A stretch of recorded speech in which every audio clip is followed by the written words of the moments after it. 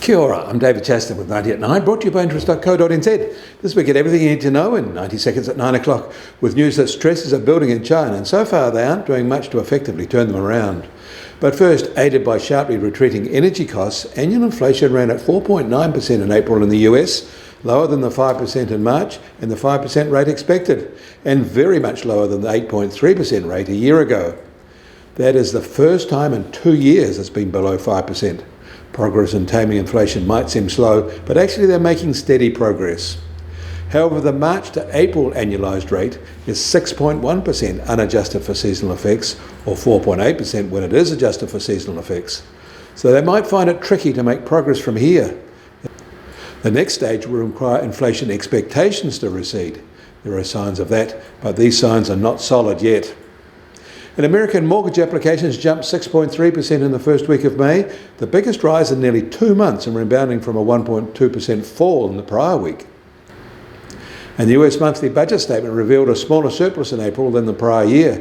April is just one of 2 months in the year where receipts traditionally exceed payments.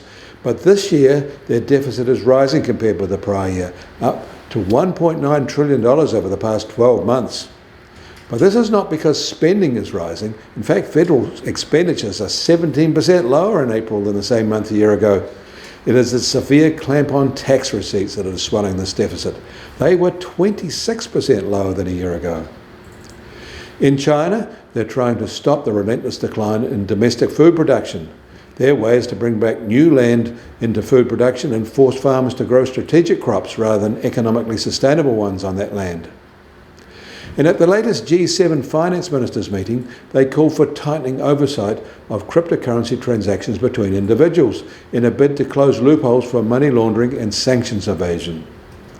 And the US Treasury 10-year yield starts today at 3.45% and down 7 basis points from yesterday. And the price of gold will start today at $2,031 an ounce and down $4 from yesterday. And oil prices have fallen $1 to be just on $72.50 a barrel in the US, while international Brent price is just under $76 a barrel. These are their lowest levels since December 2021. And the Kiwi dollar is firmer against the US dollar, now at 63.5 US cents. That's a 3.5% appreciation in just 2 weeks. Against the Aussie, we're up to 94 Australian cents, and against the euro, we're marginally firm at 57.9 euro cents. That means our trade-weighted index is now at 71.2 and a 1-month high. Get more news affecting the economy in New Zealand from interest.co.nz. Kia ora, I'm David Chaston. That was 90 at 9, brought to you by interest.co.nz.